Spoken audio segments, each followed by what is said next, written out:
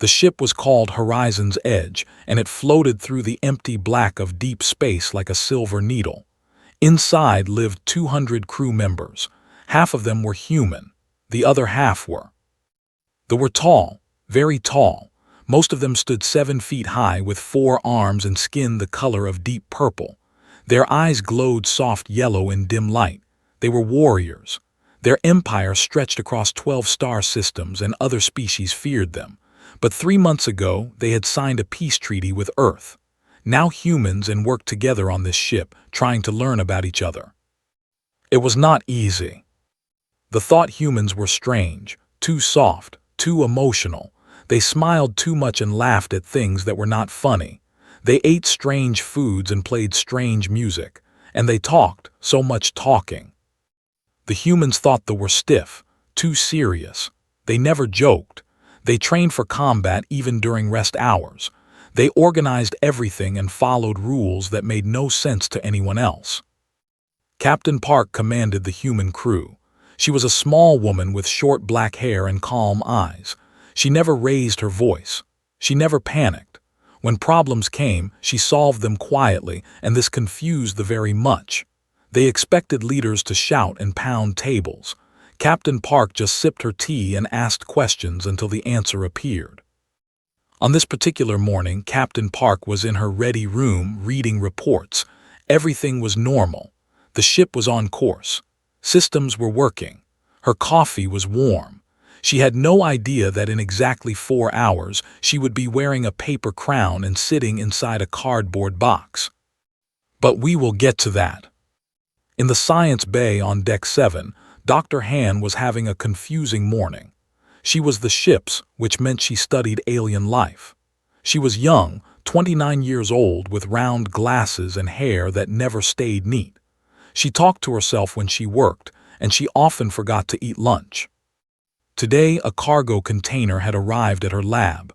The label said it was for her, but when she opened it, she found no scientific equipment. Instead, she found toys.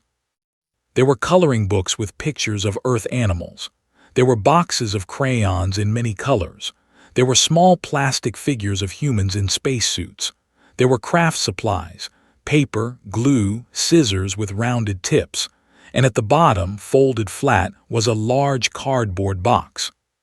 Stared at these things. She checked the shipping label again. The container was supposed to go to Lieutenant in crew quarters. His wife back on Earth had sent a care package for their daughter's upcoming birthday party. Wrong lab, said to herself. She began to close the container so she could send it to the right place. That was when the door opened. 3 small figures rushed in. They moved fast, low to the ground, their small feet slapping against the metal floor. Before could react, they had spread out across her lab, touching everything, sniffing the air, making small clicking sounds to each other. The cubs had arrived. Their names were, and they were children brought aboard the ship as part of a cultural exchange program. Their parents served on the crew, and someone had decided that exposing young to humans would help future relations between the species. This was proving to be a challenging idea. Was the oldest. She was about the size of a human 7-year-old, though she was actually 12 in years. She had 4 arms like all her people, and she used every single one of them to grab things she was not supposed to touch. Her eyes were bright gold, and they noticed everything. Was the middle child, quiet and watchful. She rarely spoke, but she understood more than the adults realized. She liked to hide in small spaces and observe. Was the youngest. He was 5 in years, which made him roughly equal to a human 4-year-old. He was round and clumsy and absolutely fearless. He had tried to eat a welding torch last week. He had tried to befriend the waste recycling system yesterday. Today, he was chewing on one of sample containers. No, no, no, said, rushing to him. She gently took the container from his mouth, looked up at her with huge yellow eyes and made a sad chirping sound. His heart melted a little. Where is your minder? She asked them, though she knew they did not fully understand her language yet. Made a dismissive gesture with 2 of her hands. the universal sign for we escaped. Side, this happened often. The cubs were curious beyond measure and the adults did not know how to handle it. Children were supposed to be disciplined, focused, obedient. These three were none of those things. Had wandered to the open cargo container. She looked inside with intense interest. One by one, her four hands reached in and pulled out the coloring books, the crayons, the paper. And then she saw the cardboard box. "What is that?" asked, joining her sister. Her voice was high and clicking. The universal translator in his ear turned the sounds into words. Walked over. "It's a box," she said simply. "Made of cardboard, a material from Earth." "What is it for?" Opened her mouth to explain that it was for storing things, for shipping items from one place to another. But she stopped. She remembered her own childhood. She remembered the boxes her grandmother's appliances came in. She remembered summer afternoons spent inside those boxes, pretending they were castles, spaceships, secret caves. "It can be anything," she said instead. The cubs stared at her, pulled the box from the container and unfolded it. It was large, big enough for a child to sit inside. She set it on the floor. "Watch," she said. She climbed inside and sat down, her knees drawn up. "Now I am in a spaceship," she announced, "flying through the stars." The cubs looked at each other. Their translator earpieces worked hard to process the concept. "But you are not moving," said slowly. "I am pretending," said. "Imagining. I decide what the box is and then it becomes that thing, in my mind."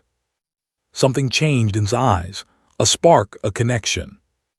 "I want to try," she said. Climbed out, climbed in. She sat there for a moment, very still. Then her face transformed. A smile spread across her features, something that looked strange on her but unmistakably joyful. "I am in a fortress," announced. "A mighty fortress that no enemy can break." And crowded around, all reaching for the box at once. Arguments broke out in clicking. Watched them, amused and slightly worried. That was when they took the box and ran. Before could stop them, before she could even shout, the cubs had grabbed the cardboard box and sprinted out the door. Also grabbed 2 fistfuls of crayons, took the coloring books, carried the box itself, holding it over her head with all 4 arms like a sacred treasure. The lab door closed behind them. Stood alone in the silence. She looked at the empty cargo container. She looked at the scattered craft supplies. "Well," she said to nobody, "this will be interesting." Elsewhere on the ship, Lieutenant received an alert on his communicator. The cubs were missing. Again. He closed his eyes, counted to 10 and began the search. He had no idea what he was walking into. Lieutenant was a serious man. He had served in the Earth Defense Force for 15 years.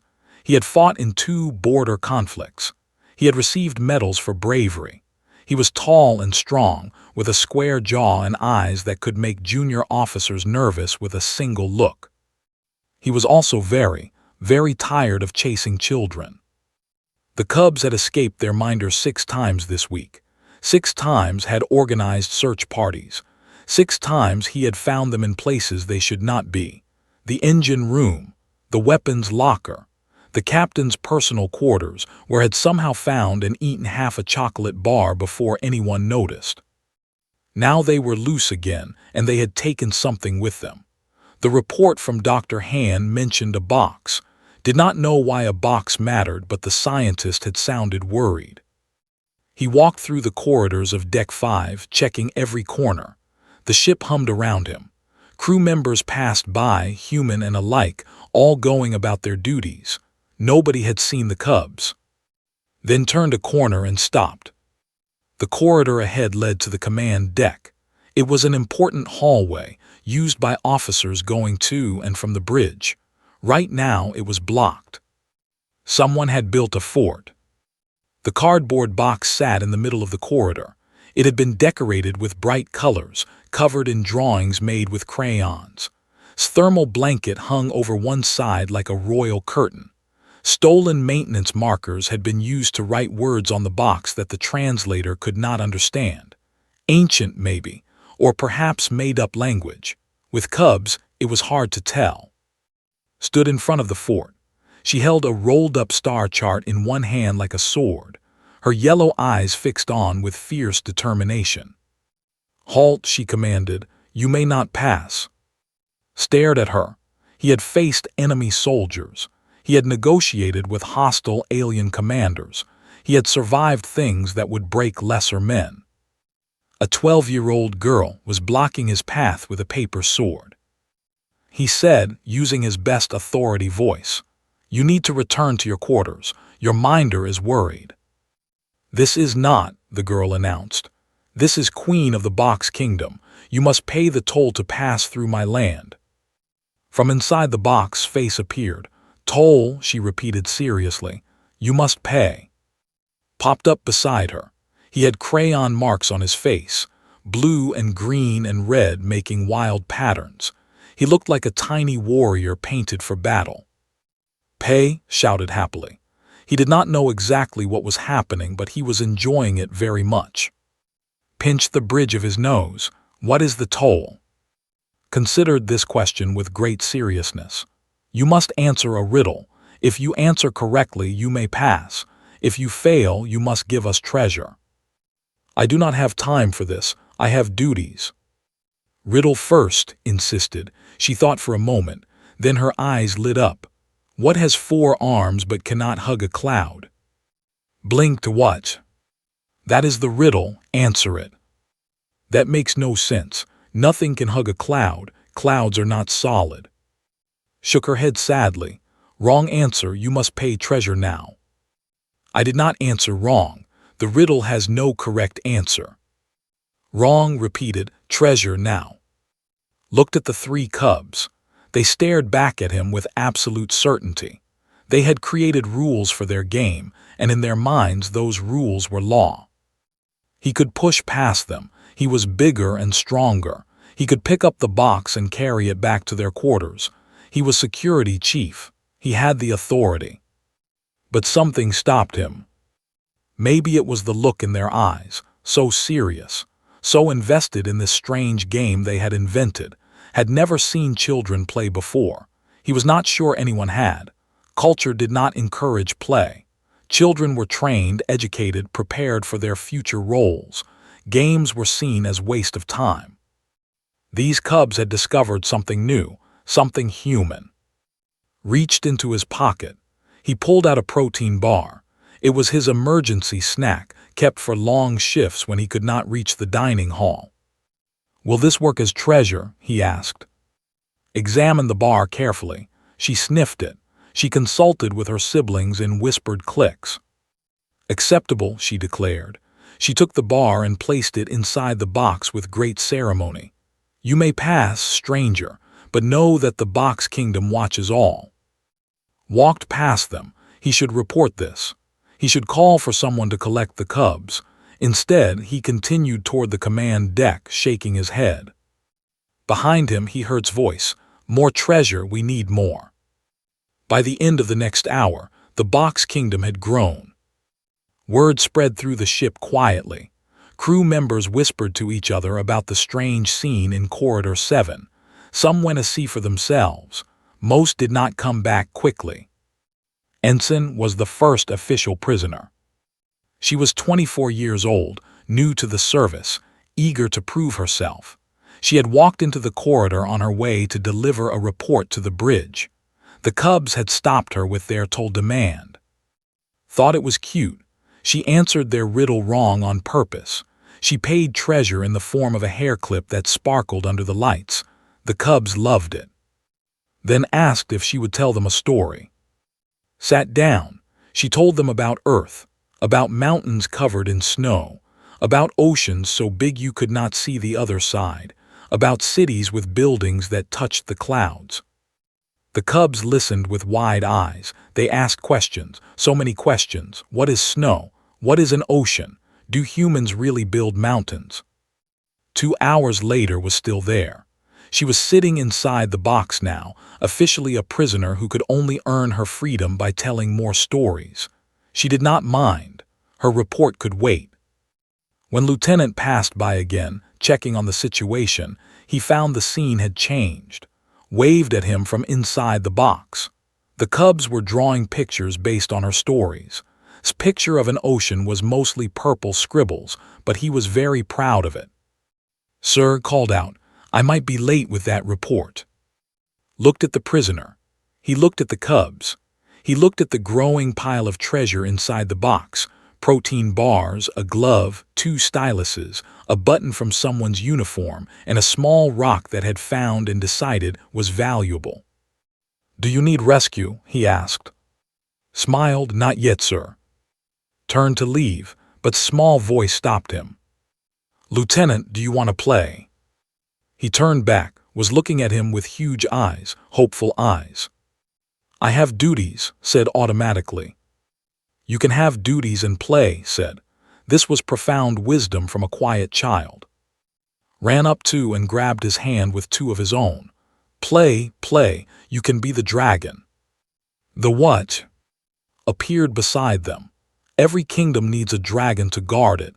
Dragons are scary. You are scary. You should be our dragon. "I am not scary." All 3 cubs looked at him with expressions that clearly said, "Yes, you are." Stood there in the corridor. He was security chief of a starship. He had defeated enemies in combat. He maintained order and discipline. Pushed a paper crown into his hands. It was made from coloring book pages, taped together badly. It had the word DRAGUN written on it in crooked letters. Put on the crown. 10 minutes later, Captain Park received a report that made her pause. She read it twice to make sure she understood. "Security chief is doing what?" she asked her aide. "Guarding the treasure, ma'am, on all 4s. In Corridor 7B the cubs have made him their dragon." Captain Park was quiet for a long moment. Then, very slowly, a smile spread across her face. "I see," she said calmly. "Carry on." She went back to her reports, but she was still smiling. The box kingdom was growing, and the captain was curious to see what would happen next. High Commander stood at the observation window, looking out at the stars. He was the highest-ranking officer on the ship. He had commanded fleets. He had conquered planets. His name was known across 12 star systems, and enemies trembled when they heard it. Right now he was trembling, but not from anger, from something else, something he did not have a word for. His niece was playing. Had received reports throughout the day. First, that the cubs had escaped again. This was normal, frustrating, but normal. Then that they had built something in a corridor. This was unusual. Then that they had captured crew members and were demanding tribute. This was unprecedented. He had gone to see for himself. What he found made him question everything he knew about his own people. The box kingdom had grown beyond the original cardboard fortress. The cubs had claimed the entire corridor junction. They had created borders using tape stolen from engineering. They had drawn a flag on paper and hung it from a light fixture. They had organized their treasure into categories: food items, shiny things, soft things, and mystery objects, which seemed to be anything they could not identify. They had also captured 5 people.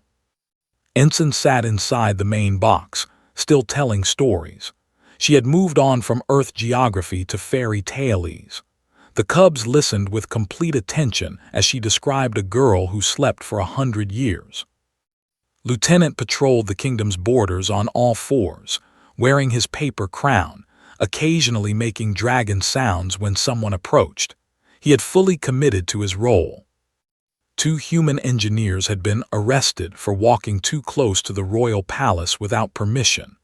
They sat against the wall, playing a card game while they waited for their trial. They did not seem unhappy. A crew member named, a distant cousin of the commander, had been recruited as the kingdom's official monster tamer. He was currently teaching how to make shadow puppets on the wall using a portable light. Watched all of this from a distance. He did not approach. He could not. What was happening here? Children did not play like this. They trained, they studied, they learned discipline and combat and duty. From the age of 3, they began their path toward their adult roles. Play was considered wasteful. Imagination was seen as dangerous, a distraction from reality. But these cubs were imagining. They were creating.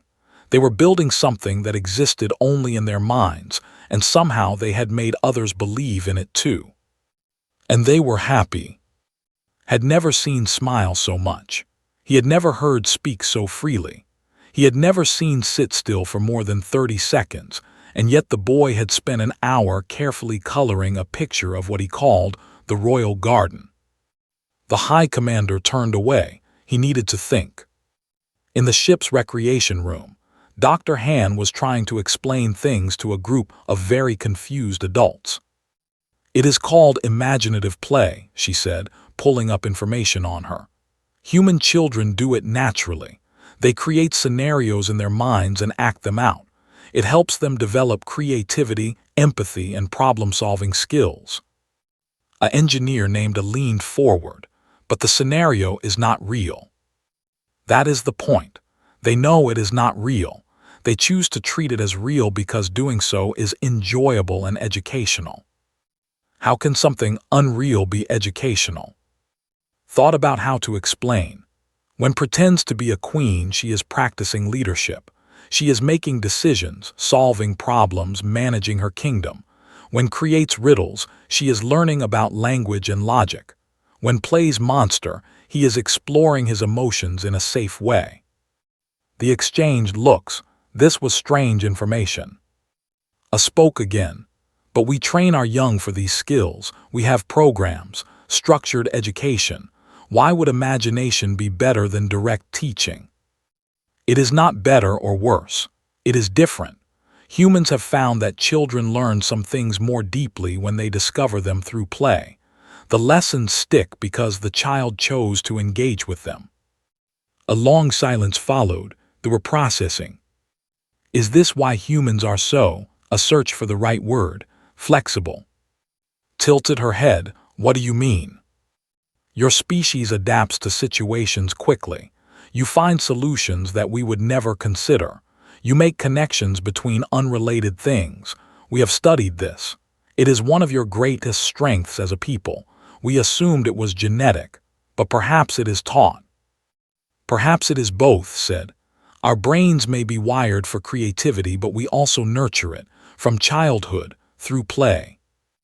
Another, a young officer named Ha, spoke up. Could our children learn this way? The question hung in the air. It seems, said carefully, that they already are. Back in the Box Kingdom, things were getting more complicated. Had declared that the kingdom needed to expand. One corridor was not enough. A proper kingdom needed territory, resources, allies. She held a council meeting with her siblings to discuss strategy. We should capture the dining hall, suggested. They have all the food there. Too big, said wisely. We cannot defend it with only 3 warriors. 4, corrected, the dragon. 4 warriors, still not enough. Ensign, now promoted from prisoner to royal advisor for storytelling, raised her hand. What about recruiting more subjects? Some of the crew members who paid toll seemed interested. Considered this, you think they would join us? I think they would like to play. Many of them seem bored. This was true. Life on a starship could be monotonous. The same corridors, the same routines, the same faces day after day. The Box Kingdom was the most interesting thing that had happened in weeks. By the end of the afternoon, the kingdom had grown to 8 official subjects. 3 more humans had joined, including a cook who brought snacks for everyone and was given the title of royal chef. 2 had nervously approached and asked if they could participate, which shocked the cubs and delighted them. They were made lords of something, though no one was quite sure what. The kingdom now had a justice system. Crimes were handled by trial, with serving as judge. All punishments involved tickling. Appeals were allowed but rarely changed the outcome. The kingdom had a national anthem, composed by It was hummed because he could not remember the words. Everyone hummed it slightly differently, which created an interesting harmony. The kingdom had a postal service. Crew members could write messages and have them delivered anywhere within the kingdom's borders. Delivery was handled by who sometimes ate the messages by accident. Lieutenant, still in his dragon role, had attracted attention from the command deck. Junior officers kept finding excuses to walk through the corridor just to see their scary security chief crawling on the floor making monster sounds. Captain Park received updates every hour. She read each one carefully. She had not yet intervened. She was watching, waiting. She was also, though she would not admit it, impressed. The Cubs had done something remarkable. They had taken a cardboard box and turned it into a community. Humans and were working together, laughing together, playing together. For the first time since the mission began, the tension between the species had disappeared. All because 3 children had discovered the power of pretend. But was not satisfied. A true kingdom needed a true challenge. It needed to prove itself. And to do that, it needed to capture someone important, someone powerful. That night, as the kingdom settled down for sleep, shared her plan with her siblings. "Tomorrow," she whispered, "we capture the biggest boss on the ship." His eyes widened, clapped all 4 hands in excitement. Captain Park had no idea what was coming. The Cubs began planning before breakfast. Had been watching the adults for months now. She knew their patterns. She knew when they woke up, when they ate, when they walked through which corridors. She knew the door codes to most sections of the ship, memorized from watching crew members type them in. The adults thought children did not pay attention. They were wrong. "The captain wakes early," explained to her siblings. They were huddled in the box kingdom, speaking in whispers. "She goes to the dining hall, then to her ready room. She stays there for many hours, reading and working." "How do we get inside the ready room?" asked. "We do not need to get inside. We wait until she comes out. She leaves for meetings sometimes. We catch her in the corridor." Was chewing on a crayon. "Can I be the one who says you are captured?" "No, I am queen. I make the announcement." "But I want to say it." "You can carry the sword." Considered this. He liked the sword. It was a rolled-up star chart, and he enjoyed waving it around. "Okay," he agreed.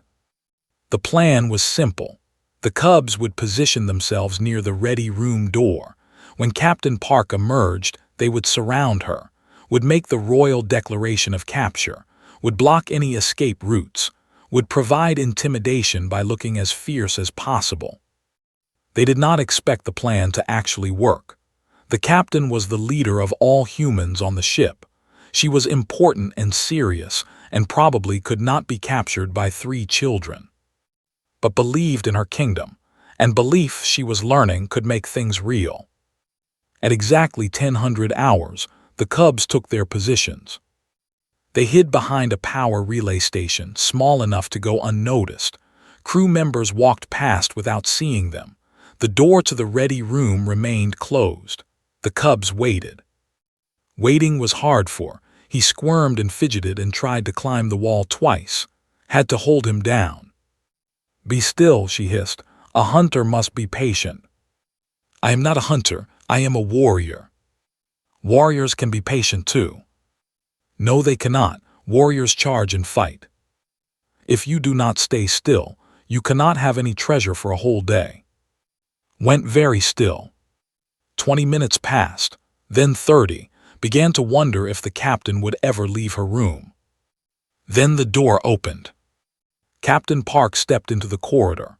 She carried in one hand and a cup of tea in the other. She was heading for a meeting on the bridge. She was thinking about supply reports and fuel calculations and the 100 other details that kept a starship running. She was not thinking about cardboard kingdoms. The Cub struck. Moved first because he could never wait for signals. He ran out from behind the relay station and stood directly in the captain's path.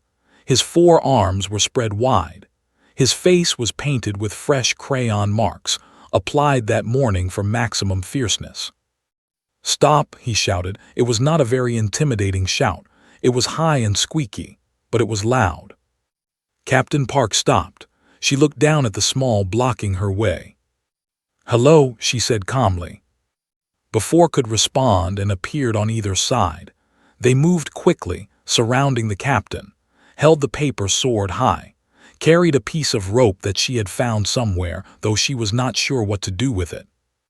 "Captain Park," announced in her most royal voice, "you are seized. By order of the Box Kingdom, you are now our prisoner." The corridor went silent. Captain Park looked at the 3 cubs surrounding her. She looked at the paper sword. She looked at war paint and's rope and's absolutely serious expression. She could end this in a second. She could call for security. She could simply step around them and continue to her meeting. She was the captain. She had authority and power and important things to do. Instead, she set down her tea. "Am I?" she asked quietly.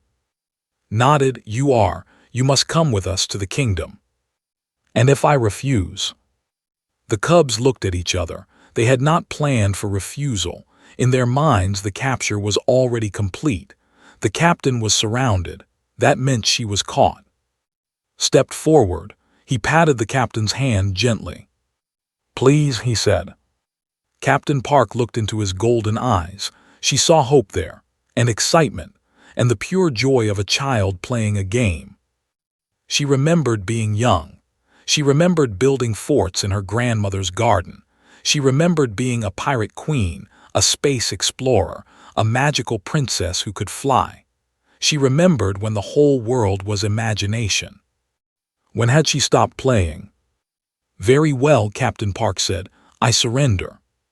His face lit up with surprise and delight. "Really?" "Really, but I keep my tea." "That is acceptable." The cubs took her hands, held one hand, held the other, walked in front, leading the procession like a general returning from victory. The paper sword pointed the way. They marched through the corridors of the ship. Crew members stopped and stared. Humans and alike watched in disbelief as their commanding officer was led past them by 3 small children.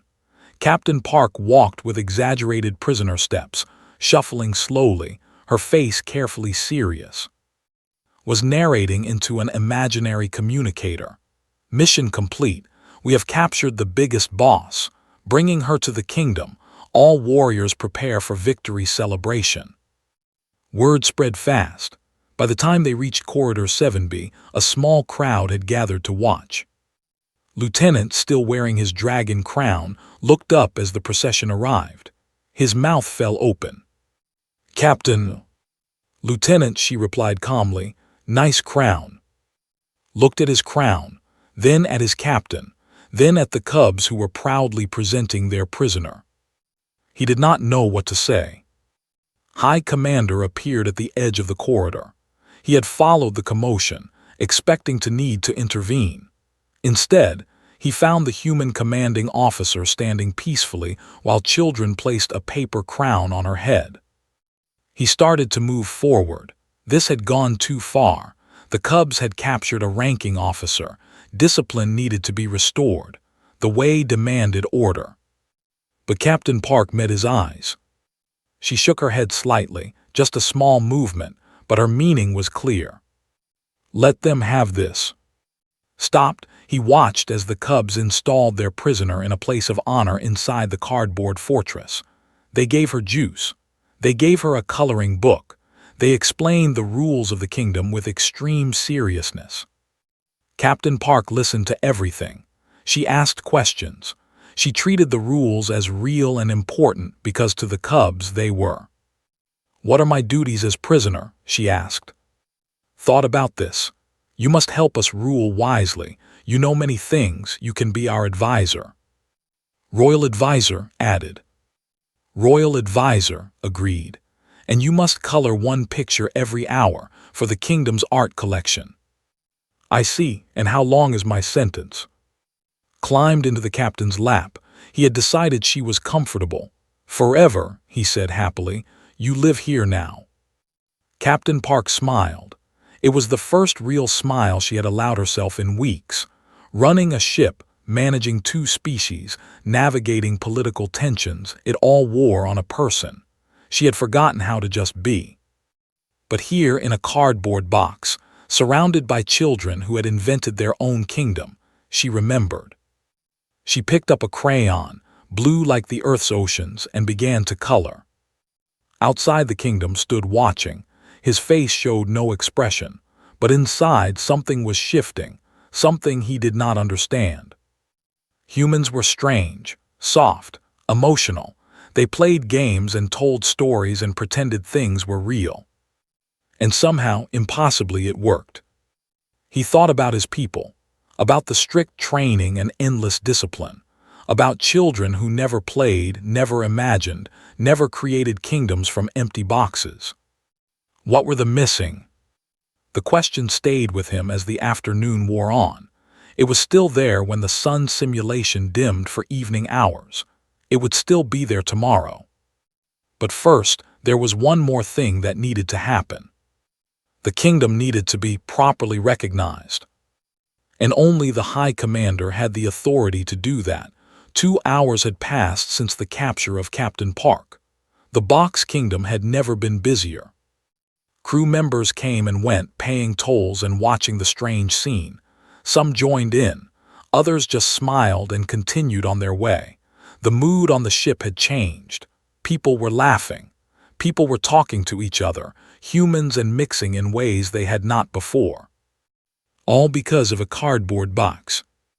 Inside the kingdom, Captain Park had finished her 3rd coloring page, had fallen asleep in her lap, his small body warm and heavy, was arranging the treasure pile by color, a task she found deeply satisfying, was planning the kingdom's future, drawing maps of corridors they might conquer next.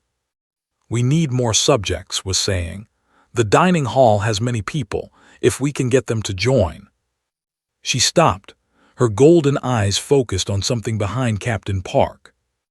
High Commander stood at the edge of the kingdom. The corridor went quiet. Every person there understood the weight of this moment, was the highest authority on the ship. He was a legend among his people. His word was law. The cubs froze. Even who feared nothing felt suddenly small. Had come to end their game. He would scold them for their behavior. He would remind them of discipline. He would take them back to their quarters, and there would be consequences. This was what children were taught to expect. But did not scold.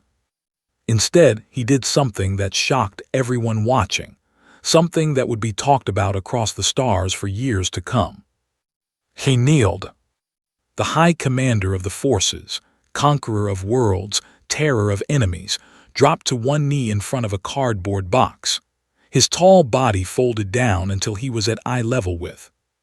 "I request," he said formally, "an audience with your king." Nobody breathed. Looked at who was still asleep in Captain Park's lap. The king, the little one who had crowned himself with ration bar wrappers. Captain Park gently shook awake. "Your Majesty," she whispered, "you have a visitor." Blinked sleepily. He saw kneeling before the kingdom. His small brain took a moment to process this. Then he sat up straight. He adjusted his wrapper crown with great dignity. He waddled forward until he stood before the High Commander, his 4 arms clasped behind his back in imitation of important adults.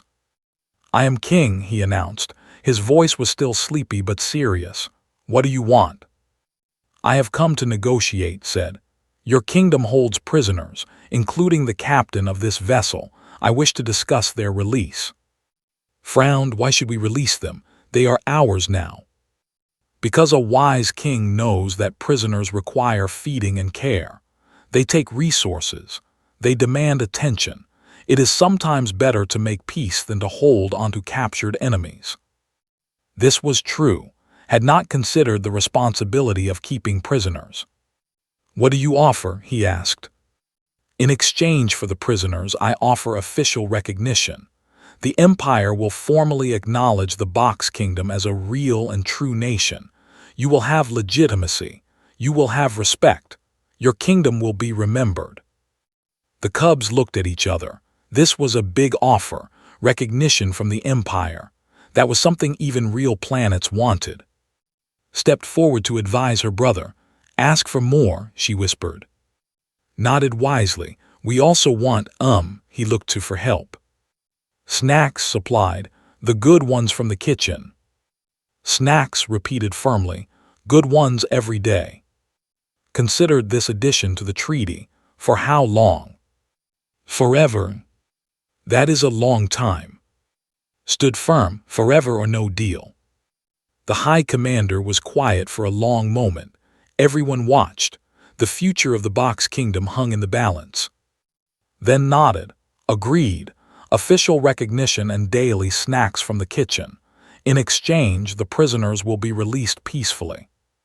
Turned to his sisters. They both nodded. The deal was fair. Okay, said, we have a deal. A treaty needed to be written. Ensign, now restored to freedom, found a maintenance schedule with blank space on the back. She served as official scribe, writing down the terms while dictated. The Treaty of the Box Kingdom. Article 1. The Empire recognizes the Box Kingdom as a real and true nation. Article 2. The Box Kingdom agrees to release all prisoners in good health. Article 3. The kitchen will provide good snacks to the Box Kingdom every day forever. Article 4. Everyone who signs this treaty is a friend. One by one they signed. High Commander signed with his formal signature, the same one he used on battle orders and Empire documents. King signed with a wobbly B that took up half the page. Queen signed below him, her handwriting careful and neat. Drew a small star instead of signing. She was shy about her letters. Captain Park signed last. She added a small star next to her name, matchings. The treaty was complete. The prisoners were released with full ceremony. They walked out of the kingdom as free people, though several asked if they could visit again soon. As the crowd began to disperse, walked beside Captain Park. They moved slowly through the corridor, leaving the kingdom behind them. You let them capture you, he said. It was not a question. I did. Why? Captain Park thought about how to explain.